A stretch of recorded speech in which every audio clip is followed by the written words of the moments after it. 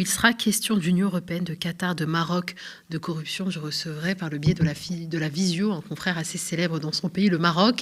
Il s'appelle Ali El Mrabet, journaliste, fondateur de l'hebdomadaire Demain, longtemps correspondant du quotidien espagnol El Mundo. Il a été nommé en 2014 par Reporters sans frontières parmi les 100 héros de l'information dans le monde. Il a publié il y a peu une enquête qui a été donc publiée par nos confrères de Off Investigation, enquête dont le titre est très clair: corruption à Bruxelles et barbouzes marocaines dans la tourmente. Merci.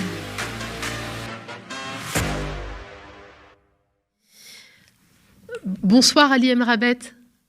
Est-ce que vous m'entendez? Oui, super, la connexion est très bonne. Vous me confirmez? Oui, je vous entends parfaitement. Merci de nous accorder cet entretien. Vous avez publié sur le site Off Investigation une enquête qui met en lumière les dessous du Maroc Gate et les secrets inavouables du régime chérifien, mais également le double jeu assez stupéfiant des dirigeants français dans cette affaire. Alors déjà j'aimerais qu'on revienne sur le Maroc Gate, un scandale de corruption au Parlement européen dont on a finalement bien moins parlé que le Qatar Gate. Alors c'est quoi le Maroc Gate, Ali Emrabet? Le Maroc Gate, c'est, moi je pense, une série d'actes corrupteurs émis par le Maroc. Le Maroc, durant des années, a acheté des eurodéputés pour qu'ils votent en faveur de résolutions qui intéressent ses intérêts. Voilà. Mais bon, on parle de Panzeri, on dit que Panzeri, il est impliqué dans cette histoire, ce qui, à mon avis, est vrai, mais avant Panzeri, il y avait d'autres corrompus.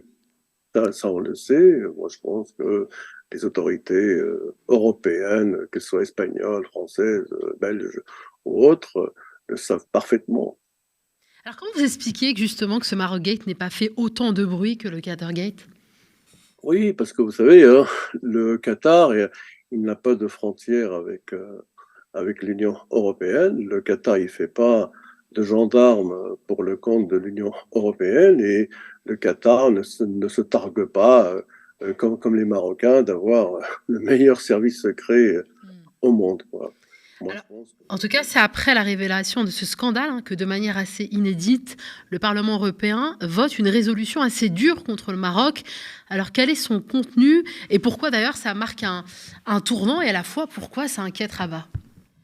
Oui, parce que nous, on sait que depuis 1996, jamais une résolution, à part celle de 2021 qui concernait l'immigration, après, excusez-moi le terme, après l'assaut donné par les Marocains, poussé, téléguidé par le régime marocain contre l'enclave espagnole de Ceuta. Donc le Maroc n'a jamais été condamné. Alors, quand j'entends par exemple des fois des parlementaires disent mais vous savez, vous ne condamnez jamais l'Algérie. L'Algérie a été condamnée par une résolution en 2019, l'Algérie a été condamnée par une autre résolution en 2020, et le Maroc a été condamné par cette résolution en 2023. Et donc cela faisait 27 ans ou 26 ans que le Maroc n'avait pas été condamné. Voilà. Et donc, ce qui est extraordinaire, ce qui est révolutionnaire, c'est que, justement, le Maroc soit condamné pour des affaires de droit commun, de droits humains, pour des affaires concernant la liberté de la presse au Maroc. C'est comme si l'Union européenne découvrait par hasard, par miracle, que à ses frontières sud, il y a un régime autocratique, pour ne pas dire dictatorial. Alors, dans votre enquête, vous mettez en lumière le rôle d'un eurodéputé français macroniste qui tente de limiter les dégâts pour le Maroc. Alors, de qui s'agit-il et comment il procède? Non, mais il y en a eu plusieurs.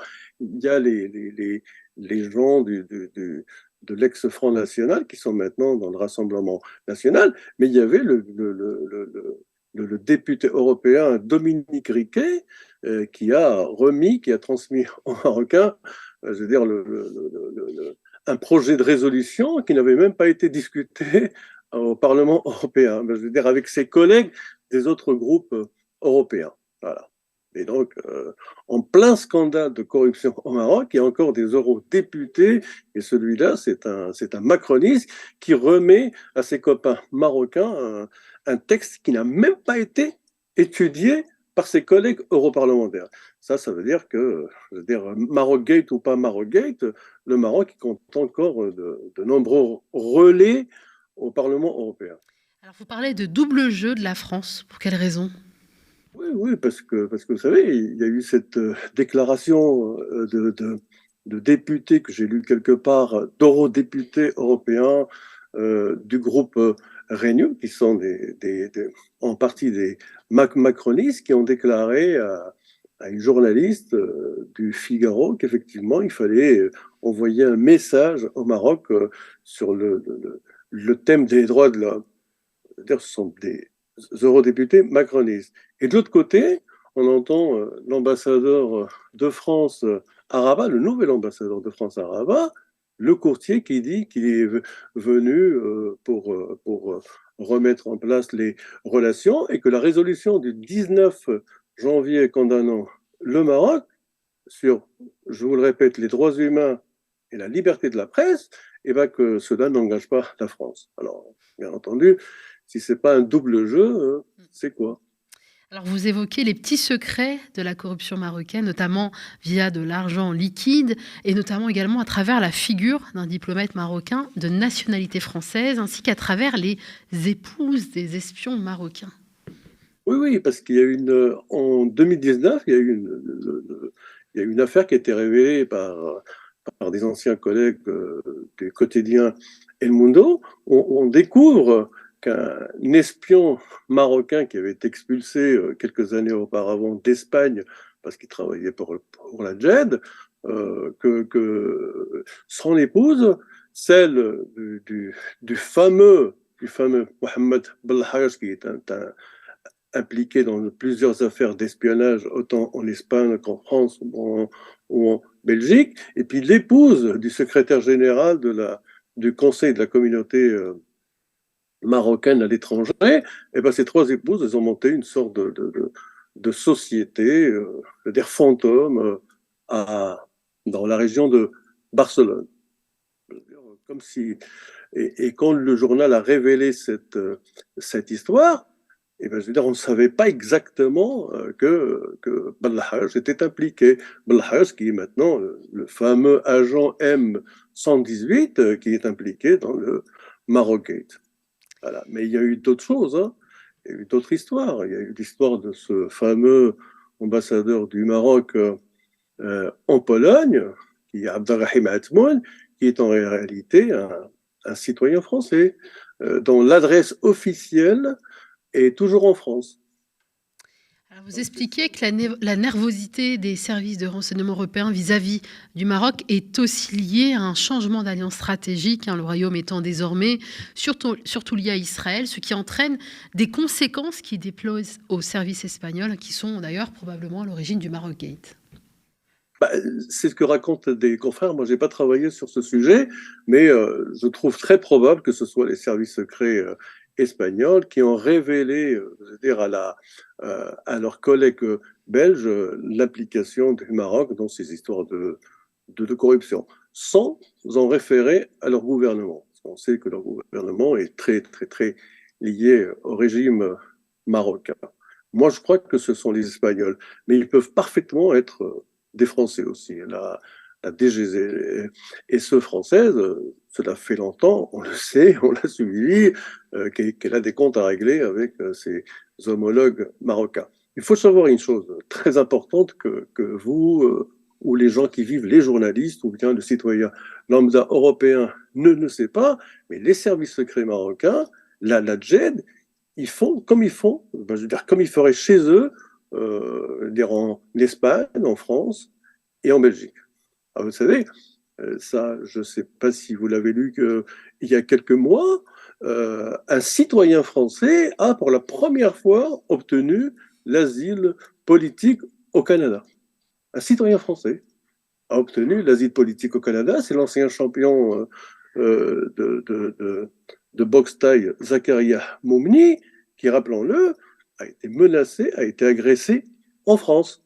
on lui a mis un pistolet, je veux dire, sur la nuque ou sur la tête, et il a été obligé de quitter la France. La France Agressé a par les été services secrets marocains sur le territoire français. exactement. Oui, oui, des services secrets marocains, des agents des services secrets marocains, parce que c'est pas le citoyen lambda, c'est pas l'immigré, c'est pas le migrant marocain qui est allé menacer Monsieur Moumni. Ce sont des agents marocains qui sont venus en France, comme s'ils étaient chez eux, et qui ont menacé de mort, dire un citoyen franco-marocain, mais en France. Et il était obligé de s'expatrier, et maintenant, il a obtenu l'asile politique au Canada. Au Canada. D'ailleurs, Donc vous, ça embêtait beaucoup de monde en France, surtout en haut, mais c'est ça la réalité. Les services secrets marocains, ils font ce qu'ils veulent. En Espagne, en Belgique, en Hollande, en Allemagne. En Allemagne, où moi j'ai découvert qu'il y avait deux cas de nids de barbouzes qui ont été démantelés. L'un a été annoncé publiquement par le parquet de Karlsruhe, qui est une sorte de parquet général allemand, et l'autre qui est toujours sous le sceau du secret. vous êtes d'ailleurs vous-même, Ali El Mrabet, un journaliste marocain en exil. Hein. Et d'ailleurs, on ne peut pas terminer cet entretien sans vous demander des nouvelles de la liberté de la presse et des libertés publiques au royaume chérifien. Il n'y a, a, pas de liberté de presse au Maroc, il n'y a pas de liberté d'expression dans un régime autocratique. Bon, je préfère ce terme à celui de dictatorial, mais c'est exactement la même chose. Il y a plusieurs confrères qui sont en prison après des procès bidons, des procès montés de toutes pièces. Donc la liberté d'expression au Maroc n'existe pas. Vous êtes en exil, ça veut dire que vous ne pouvez plus remettre les pieds, votre vie est menacée si vous retournez au Maroc? Non, non, moi je peux retourner au Maroc, mais moi j'ai été interdit. Je crois que je suis l'un des très rares journalistes au monde, sauf bien entendu dans certains pays précis, où j'ai été condamné en 2005, de 2005 à 2015, à l'interdiction totale de l'exercice de la profession de journalisme au Maroc. Et en 2015, le régime marocain a tenté, moi qui suis un, un sujet du sultan, il a tenté de me priver de mes papiers d'identité marocains. Voilà. Alors que moi, je suis je ne dirais pas un arabe, je suis un berbère pur souche, rifin, du nord du Maroc, alors que la monarchie régnante, elle prétend qu'elle vient d'Arabie Saoudite. Voilà. On a essayé de m'empêcher de renouveler mes papiers d'identité pour que je ne puisse pas renouveler, je veux dire, non, pour que je ne puisse pas relancer mes journaux interdits au Maroc. Donc voilà, donc je suis, en fin de compte, interdit non seulement de l'exercice du journalisme au Maroc, mais de toute profession au Maroc. Dès que je veux, par exemple, monter un projet normal pour manger, pour bouffer, pour pouvoir vivre, ben, je suis interdit, même si ce projet n'a aucune relation avec la presse. Donc il y a une sorte de hargne, une sorte de revanche, une sorte de méchanceté, pas du gouverneur, du wali ou du commissaire du police, mais du palais royal et des chiens de garde du sultan, comme par exemple les chefs de la police politique.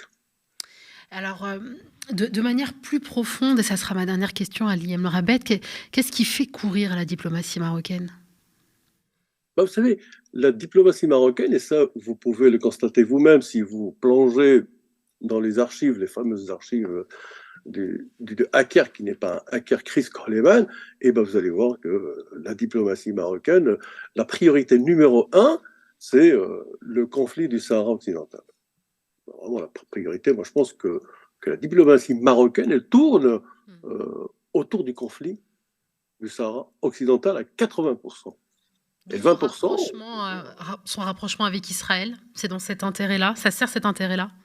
Exactement, exactement, parce que ça, c'est une alliance stratégique et qui a été voulue pas par le gouvernement, pas par le peuple, parce que vous savez que le peuple, il a un droit à la parole. Le peuple est foncièrement contre, hein, mais ça a été voulu par le Palais Royal pour, disons, essayer de régler une bonne fois pour toutes le conflit du Sahara occidental. Mais là, les Marocains, ils ont un problème parce que les Israéliens, ils ne reconnaissent pas la marocanité du Sahara. Et même les États-Unis, quand Trump a dit qu'il reconnaissait la marocanité du Sahara, c'est une déclaration présidentielle. Unilatérale. C'est juste une déclaration présidentielle. Hein. C'est pas passé par le Congrès des États-Unis. C'est pas une déclaration du ministère des Affaires étrangères, le département d'État. C'est une déclaration d'un président. Donc, et l'alliance entre le Maroc et Israël, ils sont allés très loin. C'est non seulement pour régler l'affaire du Sahara occidental, mais aussi se préparer à un conflit pour le moment improbable avec l'Algérie. Merci beaucoup, Ali Elmrabet. Je rappelle que vous êtes donc journaliste, un célèbre journaliste au Maroc. Vous êtes le fondateur de l'hebdomadaire Demain, longtemps correspondant du quotidien espagnol El Mundo. Vous avez été nommé en 2014 par Reporters sans frontières parmi les 100 héros de l'information dans le monde. Je vous rappelle le nom de cette enquête qui a été publiée par nos confrères de Off Investigation, qui a fait l'objet donc de cet entretien. C'est Corruption à Bruxelles. Corruption à Bruxelles, les barbouzes marocaines dans la tourmente. Merci encore Ali Elmrabet et merci également à vous derrière vos écrans de nous avoir suivis.